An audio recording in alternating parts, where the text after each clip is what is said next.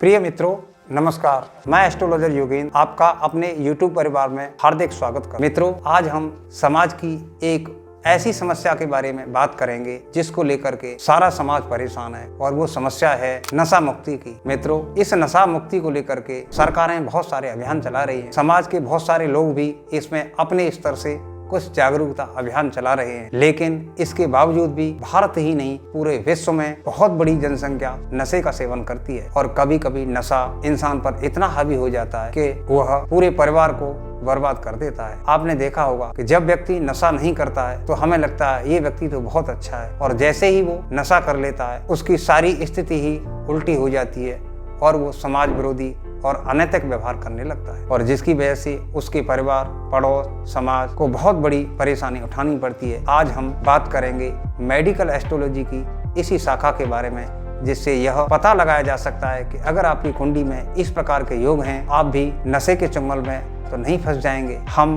प्रार्थना करेंगे उन गार्जियन से कि आप अपने बच्चों की कुंडली दिखाकर पहले ही यह पता कर लें कि भविष्य में जाकर उनके बच्चों के साथ ये समस्या तो नहीं आएगी, और उन्हें पहले ही पता चल जाएगा ऐसे कौन कौन से योग हैं जो किसी व्यक्ति की कुंडली में हैं तो उसे नशे की लत लग सकती है। मित्रों, अब हम बात करेंगे कुंडली का 8वां भाव और दूसरा भाव नशे के लिए जिम्मेदार होता है। अगर इन दोनों भावों में शनि का इनसे कोई संबंध है तो व्यक्ति नशे का सेवन कर सकता है। जब भी राहु का संबंध हमारी कुंडली के द्वितीय भाव, सप्तम भाव और अष्टम भाव से होता है तो इस योग वाला व्यक्ति भी नशे का आदी हो सकता है। अगर किसी की कुंडली में चंद्रमा का संबंध राहु और शनि से बन जाता है तो इस प्रकार का योग भी व्यक्ति को नशे की तरफ ले जा सकता है। अब हम बात करेंगे जिनकी कुंडली में मंगल नीच का या बुध नीच का होता है तो इस प्रकार की स्थिति में भी व्यक्ति नशा करने का आदी हो सकता है। लग्न और लग्नेश का जब भी संबंध राहु या शनि से बनता है तो इस प्रकार के योग कुंडलियों में पाए जाते हैं। कुंडली के द्वितीय भाव में चंद्रमा हो और अष्टम में उससे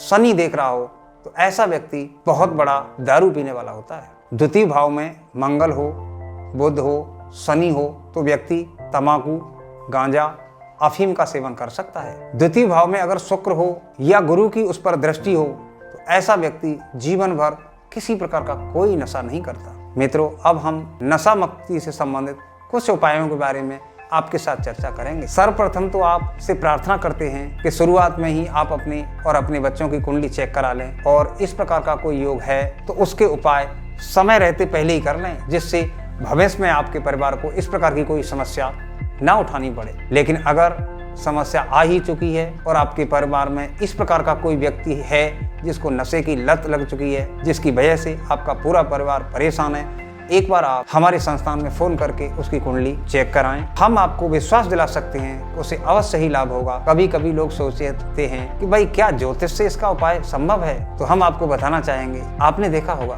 कि अगर हमारे परिवार में किसी को कोई समस्या हो जाती है तो कभी कभी तो डॉक्टर भी मना कर देते हैं। तो हम समझ सकते हैं कि क्या मेडिकल साइंस से सारे लोग ठीक हो जाते हैं? तो इसका सही उत्तर आप देंगे तो यही कहेंगे, नहीं साहब, कभी कभी तो ऐसा होता है कि डॉक्टरों को भी पता नहीं पड़ता और लोग ठीक नहीं हो पाते। इसका मतलब ये नहीं कि हम डॉक्टर के पास जाना बंद कर देंगे। कुछ लोग आयुर्वेदिक दवाइयों से भी सही हो जाते हैं, लेकिन कभी कभी वहां पर भी लाभ नहीं होता। और इसी प्रकार हमारे समाज का किसी भी प्रकार के साइंस के द्वारा या हमारे पुरखों के ज्ञान के द्वारा भला होना चाहिए, जिसे हमें ट्राई करने में देरी नहीं करनी चाहिए। अगर हम आपको कुछ उपाय बता रहे हैं जिन्हें आप ट्राई कर, तो हमें व्यक्तिगत अनुभव के साथ हमने देखा है कि जिन लोगों ने भी लंबे समय तक और पेशेंस के साथ इन उपायों को किया है, 95% लोगों को लाभ हुआ है। अब कुछ उपाय हम आपको बता रहे हैं जो बिल्कुल बेसिक से उपाय हैं, आप उन्हें लिख सकते हैं। आप अपने घर के ईशान कोण को साफ रखें। घर की उत्तर दिशा में स्टोर रूम ना बनाएं। घर से नीले और काले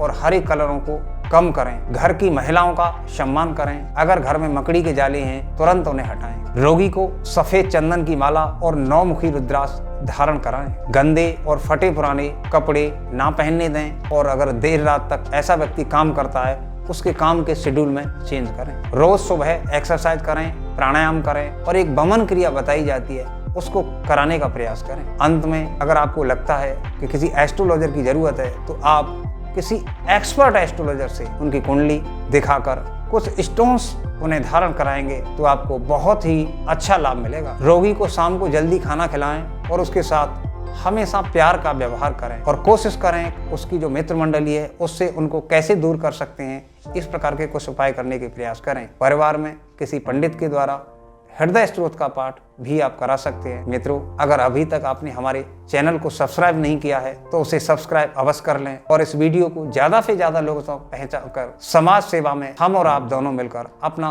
सहयोग दें। आज के लिए हम आपसे विदा लेना चाहेंगे और अगली वीडियो में हम शीघ्र ही आपसे एक समाज की दूसरी समस्या के बारे में चर्चा करेंगे। तब तक के लिए आपका तहे दिल से मैं एस्ट्रोलॉजर योगेंद्र एक बार पुनः धन्यवाद करता हूँ। नमस्कार।